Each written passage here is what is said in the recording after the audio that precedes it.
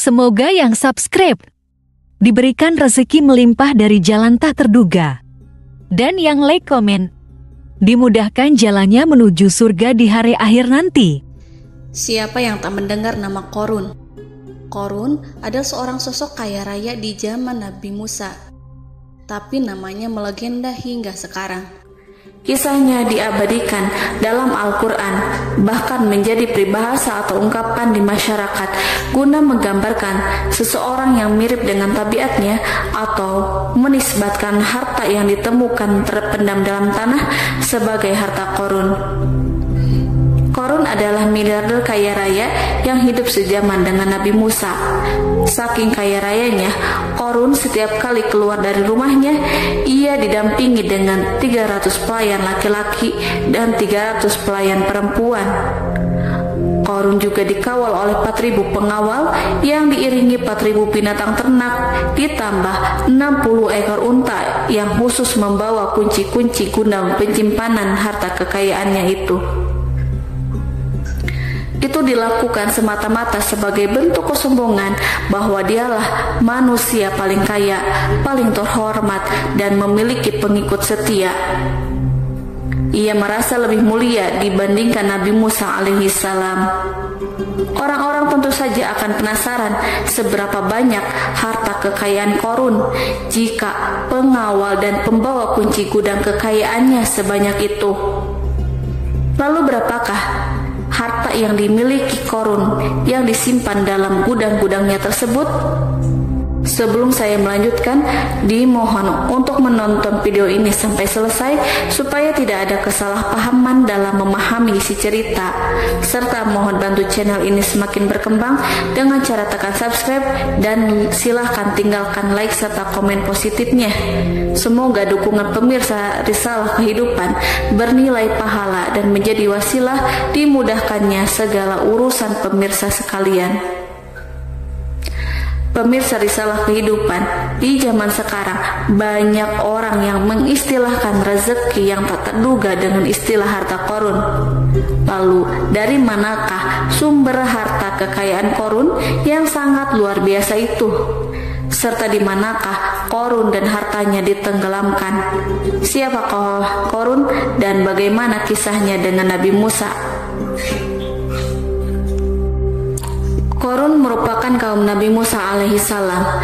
Disebutkan oleh Ibnu Jurayj, nama lengkap Qorun adalah Qorun ibnu Yashar, ibnu Qahis, ibnu Lawi, ibnu Yakub. Ia merupakan putra paman atau sepupu Nabi Musa alaihissalam. Pasalnya, Nabi Musa alaihissalam sendiri adalah putra Imron, sedangkan Imron adalah putra Qahis. Dengan kata lain, Qorun masih satu kakek dengan Nabi Musa alaihissalam, yakni kakek Qahis. Ia adalah umat Nabi Musa yang taat. Tidak hanya memiliki banyak harta, Qorun juga termasuk orang yang cerdas dan berilmu. Ia menguasai ilmu duniawi dan ilmu ukhrawi, dan tercatat bahwa Qorun adalah ahli di bidang kimia. Dirinya tercatat sebagai ahli kitab Taurat setelah Nabi Musa. Kepandaian Qorun dalam ilmu agama membuat dirinya sering disebut dengan ilmu nawir atau orang yang memberi cahaya dan penerangan. Suaranya terkenal merdu dalam membaca kitab Taurat. Selain itu, Qorun juga lihai dalam berbisnis. Ia mengetahui trik investasi yang menguntungkan serta jalur perdagangan internasional yang strategis di zamannya. Kekayaan Qorun begitu banyak sebagaimana tercatat dalam surat Al-Qasas ayat 76. Sesungguhnya Qorun termasuk kaum Musa, tetapi dia berlaku aniaya terhadap mereka. Kami telah menganugerahkan kepadanya pembendaharaan harta yang kunci-kuncinya sungguh berat dipikul oleh sejumlah orang-orang yang kuat.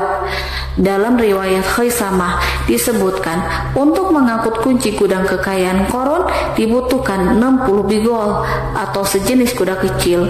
Ukuran kuncinya sebesar jari, bahannya terbuat dari kulit dan setiap kunci digunakan untuk satu gudang.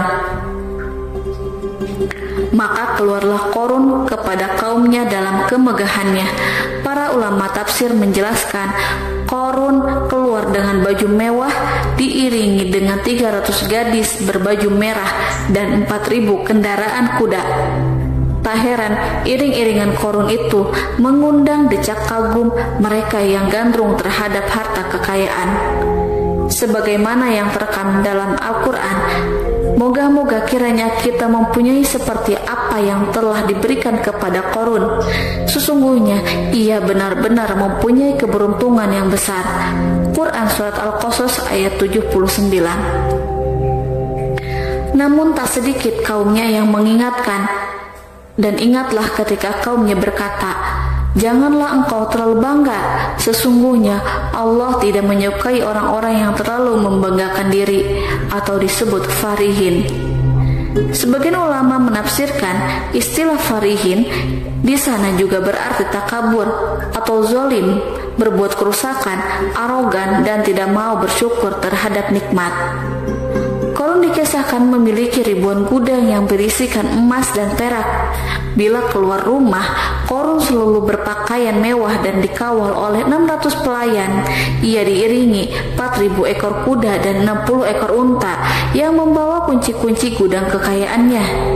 Namun sayang seribu sayang, Korun kemudian membangkang pada Nabi Musa dan menjadi pengikut setia Fir'aun.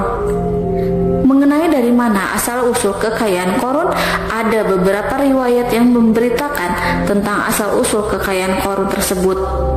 Sumber pertama menyebutkan bahwa jauh sebelum memiliki kekayaan, Korun hanyalah seorang lelaki miskin yang tidak mampu menafkahi keluarganya sendiri. Anaknya sangat banyak. Lalu suatu hari ketika Korun datang kepada Nabi Musa, ia meminta Nabi Musa alaihissalam untuk mendoakannya agar Allah memberikan harta benda yang banyak. Korun juga meminta Nabi Musa mengajarinya ilmu kimia dan ilmu-ilmu kehidupan lainnya. Korun dikenal sebagai orang yang soleh dan mengikuti ajaran Ibrahim dengan baik, sehingga tanpa pikir panjang Nabi Musa alaihissalam menyetujui permintaannya. Allah Subhanahu wa Ta'ala mengabulkan doa Nabi Musa. Korun diberikan kecerdasan luar biasa dan menguasai ilmu yang telah diajarkan kepadanya. Korun menguasai teori dan praktik pembuatan emas permata dan beragam perhiasan mewah lainnya. Ia juga pakar dalam ilmu arsitektur, rancangan bangunan, penataan kota, dan lain sebagainya. Tidak lama setelah itu, hidupnya berubah. Korun pun hidup dengan bergelimbang harta. Ribuan gudang yang dimilikinya penuh dengan emas dan perak. Namun sayangnya, keberuntungan yang didapatkannya membuatnya gelap mata. Korun mulai hidup dengan penuh pamer, keangkuhan, dan penuh kesombongan. Kekayaan yang telah diberikan oleh Allah Subhanahu wa Ta'ala membuatnya lupa dengan Sang Maha Pemberi. Korun merasa lebih terhormat dan mulia dibandingkan Nabi Musa. Ia pun akhirnya membelot dan durhaka pada Nabi Musa. Ia mengingkari janji-janjinya dahulu dan beralih menjadi pengikut Fir'aun yang setia. Loyalitas Korun terhadap Fir'aun membuatnya diangkat menjadi kepala mandor yang membawahi ribuan pekerja. Dikisahkan bahwa Korun bersikap semena-mena terhadap para pekerja. Ia tega memotong upah mereka. Ia melakukan korupsi demi membangun istana dan kemegahannya sendiri, dan untuk membangun gudang-gudang penyimpanan harta yang telah ia kumpulkan jauh-jauh hari. Ketika datang perintah zakat, Nabi Musa alaihissalam pergi menemui Korun dan memerintahkannya mengeluarkan zakat sebesar 1 dinar dari setiap 1000 dinar, 1 dirham dari setiap 1000 dirham, 1 kambing dari setiap 1000 kambing, dan seterusnya. Setelah Korun menghitung seluruh hartanya, ternyata jumlah zakatnya sangat besar. Kekikirannya pun mulai menghalangi hatinya untuk mengeluarkan zakat. Qarun enggan membayar zakat ketika Nabi Musa alaihissalam menagih zakat yang diperintahkan oleh Allah untuk ditunaikannya. Ketika Qarun diminta zakat, ia langsung marah dan tidak memberikan sedikit pun kekayaannya. Dia berpikir bahwa harta kekayaan yang dimilikinya didapat dari hasil kerja dan usahanya sendiri, dan tidak ada kaitannya dengan siapapun, termasuk Allah Subhanahu wa Ta'ala. Janji Qarun untuk lebih taat beribadah dan membantu sesama jika diberi kekayaan oleh Allah dilupakannya. Dia mempergunakan kekayaannya tersebut dalam kesesatan, kezaliman, dan permusuhan, sehingga membuatnya menjadi sombong dan terlena. Orang-orang beriman pada masa itu sering menasehati Qarun untuk bersyukur atas nikmat yang Allah berikan kepadanya, tetapi dia tidak mengindahkan nasihat tersebut. Dari sikapnya tersebut sudah jelas bahwa Qarun tidak membutuhkan nasihat kebenaran, bahkan merasa tidak takut dengan ancaman Allah, sebab Qarun merasa sudah memiliki segalanya. Qarun merasa dirinya hebat dan pintar serta punya banyak pengikut setia, punya banyak pengawal dan merasa aman karena dekat dengan Raja Fir'aun. Qarun berkata, "Sesungguhnya aku mendapatkan harta ini karena ilmu yang ada padaku." Qarun sangat sombong. Ia merasa hartanya didapatkannya sendiri tanpa campur tangan dan kehendak Zat yang Maha Kaya, yakni Allah Subhanahu wa Ta'ala. Apakah Qarun lupa ataukah ia tidak tahu bahwa Allah telah membinasakan orang-orang sombong sebelumnya, yang bahkan lebih kuat darinya, yang lebih kaya darinya, yang lebih banyak pengawalannya, lebih kokoh dan tak terkalahkan dibanding dirinya? Karena terdorong sifat kikir dan angkuh, maka Qarun membuat rencana untuk melakukan tipu daya agar dia terlepas dari kewajiban membayar zakat. Dia ingin menjatuhkan nama baik dan citra baik Nabi Musa alaihissalam. Kemudian dia mengumpulkan tokoh-tokoh konglomerat Bani Israel. Ia berkata kepada mereka, "Wahai saudara-saudaraku, terhadap apa yang diperintahkan Musa untuk membayar zakat, apakah kalian akan mematuhinya? Sekarang dia hendak mengambil harta yang ada di tangan kalian, maka pikirkanlah suatu cara untuk menghindari perintahnya." Para pembesar-pembesar yang dipanggil kemudian menjawab, "Wahai paduka Qarun, engkau lebih besar daripada kami. Kami akan melakukan apapun yang kau inginkan."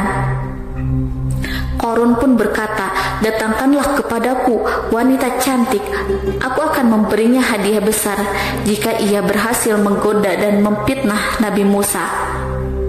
Ketika wanita cantik yang diinginkan datang, Qarun memberikan kepadanya uang muka sebagai jaminan. Ia akan membayarkan seluruh yang dijanjikan ketika berhasil menjalankan misinya. Bukan hanya itu, Qarun pun berjanji akan menjadikan wanita ini sebagai istrinya. Dan keesokan harinya, Qarun mengumpulkan Bani Israel. Setelah itu, Qarun menghadap kepada Nabi Musa seraya berkata, "Orang-orang menanti kedatangan Anda, sampaikanlah saran dan nasihat kepada mereka." Nabi Musa kemudian keluar dari rumahnya. Ia mulai menyampaikan nasihat pada umatnya. Di antara nasihatnya, beliau berkata, "Barang siapa yang mencuri, aku akan memotong tangannya. Barang siapa yang memfitnah, aku akan mencambuknya sebanyak 70 kali. Barang siapa yang tidak mempunyai istri dan dia berbuat zina, maka aku akan mencambuknya sebanyak 70 kali. Adapun barang siapa yang memiliki istri dan dia berbuat zina, aku akan rajam dia sampai mati." Qarun kemudian berkata, "Apakah ini juga berlaku untuk Anda jika Anda sendiri yang berbuat zina? Apakah Anda akan menerima hukumannya?" Kemudian Nabi Musa menjawab, "Ya, meskipun saya sendiri yang melakukannya." Maka kemudian Qarun memanggil wanita yang telah dibayarnya. Wanita itu berdiri di depan Nabi Musa dan Bani Israel yang telah berkumpul. Dia mengaku sedang hamil karena telah berhubungan badan dengan Nabi Musa. Maka marahlah Nabi Musa atas fitnah kejam yang diarahkan kepadanya. Kemudian Nabi Musa melakukan sholat 2 rakaat, lalu mendatangi wanita itu dan menyumpahnya agar mengatakan siapa yang menyuruhnya. Wanita itu menjadi ketakutan. Ia gemetar di depan Nabi Musa dan dia mengaku bahwa yang menyuruhnya adalah Qarun. Lalu wanita itu bertaubat dan meminta maaf kepada Nabi Musa. Seketika Nabi Musa bersujud seraya berdoa kepada Allah untuk menimpakan azab kepada Qarun. Allah memberi wahyu kepada Nabi Musa bahwa bumi telah dijadikan tunduk kepada perintah Nabi Musa. Kemudian Nabi Musa berkata kepada bumi, "Wahai bumi, telanlah Qarun beserta kekayaannya, habiskanlah semua." Kala itu Allah menurunkan wahyu kepada Nabi Musa alaihissalam untuk memerintah bumi apapun yang diinginkannya. Begitu Nabi Musa alaihissalam datang dengan wajah sangat marah, barulah Qarun merajuk, "Wahai Musa, sayangilah aku." Sementara Nabi Musa alaihissalam tak bergeming. Beliau lantas berkata pada bumi, "Wahai bumi, ambillah mereka." Seketika rumah Qarun mulai bergetar. Qarun dan antek-anteknya mulai dibenamkan hingga bagian lututnya. Rumahnya ikut turun sedalam lutut. Qarun kembali merajuk, "Sayangilah aku Musa." Rumahnya kembali berguncang. Kini Qarun dan kawan-kawannya kembali terbenam hingga bagian pusar. Demikian pula rumahnya. Qarun terus merajuk, "Wahai Musa, sayangilah aku." Sementara Nabi Musa alaihissalam kembali meminta bumi, "Wahai bumi, ambillah mereka." Rumah Qarun berguncang lagi, sementara Qarun dan kawan-kawannya terus terbenam hingga bagian tenggorokannya. Demikian pula rumahnya. Qarun lagi-lagi menjerit, "Wahai Musa, sayangilah aku." Namun Nabi Musa alaihissalam tak bergeming. Beliau terus meminta bumi menelannya, hingga akhirnya Qarun dan kawan-kawannya hilang seluruhnya di telan bumi. Tak lama setelah itu Allah pun berkata, "Wahai Musa, apa yang membuatmu bersikap demikian? Padahal demi kemuliaanku, andai dia Qarun berdoa kepadaku, niscaya aku akan rahmati. Maka kami benamkan dia beserta rumahnya ke dalam bumi, maka tidak ada baginya satu golongan pun yang akan menolongnya selain Allah, dan dia tidak termasuk orang-orang yang dapat membela diri." Quran Surat Al-Qasas ayat 81. Lalu di manakah lokasi ditenggelamkannya Qarun beserta harta bendanya? Konon berdasarkan kepercayaan beberapa masyarakat setempat, Qarun ditenggelamkan di sekitar sungai atau danau Moris yang terletak di kota Fayum, negara Mesir. Qarun konon mendirikan istana dan di tempat itu pula ia ditenggelamkan. Dahulu Qarun berkeinginan membangun sebuah istana, namun tidak diizinkan oleh Fir'aun jika istana itu dibangun di samping istana Fir'aun. Terlebih Qarun juga tidak ingin membangun istana di tengah pemukiman Bani Israel yang terletak di tanah Jasan. Fir'aun pun memberikan tanah di wilayah Fayum. Kemudian di tepi sungai Fayum inilah Qarun membangun istananya yang megah dan di dalamnya membangun Al-Kunuz atau gudang penyimpanan harta berisi emas dan perak. Salah satu bukti arkeologis yang dapat dijumpai di lokasi tersebut adalah runtuhan bangunan yang diduga sebagai tempat tinggal Qarun yang berjarak sekitar 2 km dari Danau Qarun. Menurut beberapa sumber, bangunan yang masih berdiri kokoh tersebut adalah benteng yang dibangun oleh Qarun. Namun, ada juga yang mengatakan bahwa bangunan tersebut adalah tempat tinggalnya. Wallahu a'lam bishawab.